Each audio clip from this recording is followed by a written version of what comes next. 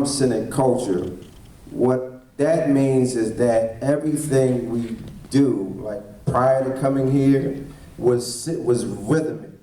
Like Freedom spoke about the heartbeat, right? That is, the drum was created as a replication of the heartbeat and pulse. So that's the center of African life. I don't care where you go in Africa or the Caribbean. So you fast forward over to a slave plantation, okay? Drums were outlawed during slavery. The two things that were outlawed is reading and playing drums. Think about that. All right? We were not allowed to read and we weren't allowed to play those drums. Now we know how detrimental it is when we're not allowed to read. But what we often sleep on is how powerful a statement it was for them to deny us drums. Then when you fast forward to the present, and the brother, and I gotta meet this brother because I'm a big fan of Cool Herc, the brother, his son.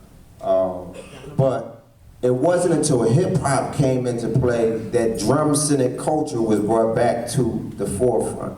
All right, because it was outlawed. And so you had different forms and you had drums that were played in jazz and jazz bands and ragtime, but they weren't prominent and dominant until hip hop and, you know, Cool Herc and the DJ Cass and them back in the day said, look, they loop the breakbeat, right? This is what we want. That's the raw drum, taking us back to prior, so bringing us back to that pulse, all right? So now, you look at that, and we come with my brother, say Yusha, which is speaking about the speech. The Yorubas have a term, ashe. Ashe has to do with your power of speech. It actually means that as you, so be it. What you say, so be it, but it's your speech, okay? What's often missing, one of the reasons I wrote this book is because a lot of artists don't understand that it's the synthesis between your ashe and the pulse of the drum. When you synthesize those two, it's like an explosion that happens, okay? Biggie said, I'm ready to die over a drum beat, okay? It's a hip hop beat, but it's a replication of sacred African drums. Rapping, singing, whatever we want to call it in America, and whatever we were told that legally we can call it, they're all prayers. I don't care what you call it, when you sing and rap, it's a chant, it's a prayer. So when you're praying over a drum beat, what you're sending out, what you're asking for, you're calling it. See, in traditional culture, we say call it. It's different, you pray, but calling it is you are calling on God, you're calling on the forces of Africa, you calling the ancestors. Hey, you're getting their attention and you're drumming. So are you saying that the negativity is coming from being disconnected? I'm saying, I'm getting to that. What has happened, they outlawed it at first. Now, when hip hop comes back, drum-centered culture is reintroduced after legal chattel slavery, right? So now, what they've done, corporate America isolated the MC, took them out and marketed the MC for their own purposes.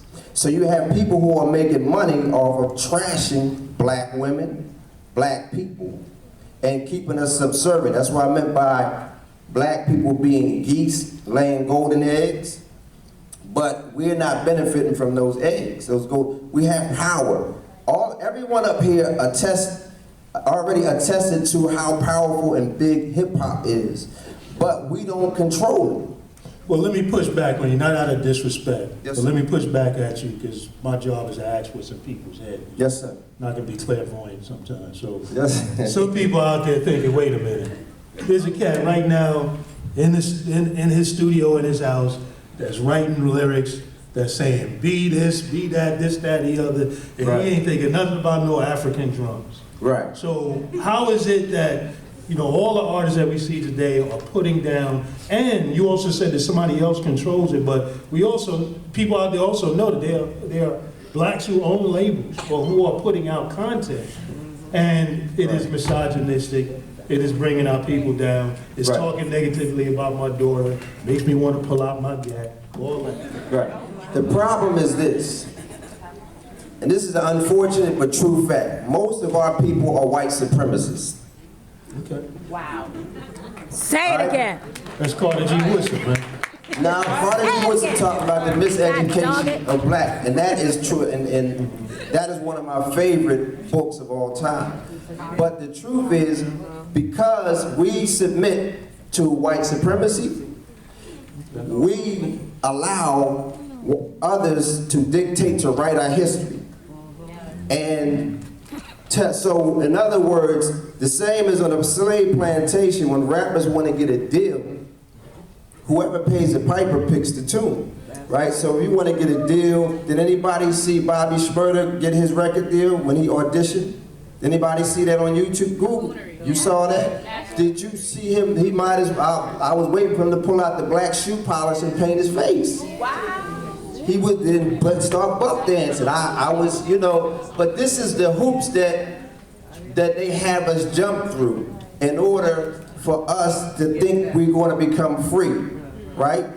We don't want to get away from the plantation. We don't want to burn a house down. I'm not saying that we should, but I'm just saying, hypothetically, we want to go from the field and work inside the house. And that's what rap has become, corporate rap. Hip hop is a culture. Hip hop has four, and there's the fifth element, knowledge, which came later, that was added to it. But hip hop is a culture, but what happened is that corporate America, ruled by the descendants of our previous slave masters, came and snatched it. They said, oh, that's just like on the slave plantation. Oh, thank you very much, Butch. Thank you for making this for me. And they came and snatched it and took it. Now, this is what you're going to say. Yeah, all that about keep your head up. Yeah, yeah. We don't like that. We like it when you call them bees and hoes. That makes it real. So, even the record those black folks who run record labels, they have masters that they submit to. There ain't but 5 record labels in the world. And they all control all. Dr. Dre's boss is Jimmy Iovine.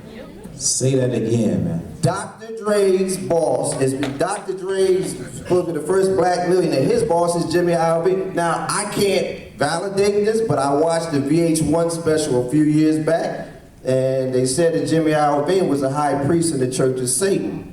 I don't know. I'm just saying I watched the television program. Okay? So VH1 said this. I'm just now go figure that. Death Row Records, Suge Knight.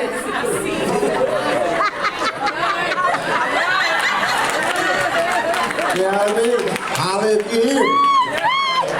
Yeah, under Interscope. You got Spilling tea. Joshua, stop on my legs. Get off my legs. I know. I'm here. I drove all the way here to keep it 100. All right. Let me bring Diamond backstage. And I want to commercial. I still want to come back to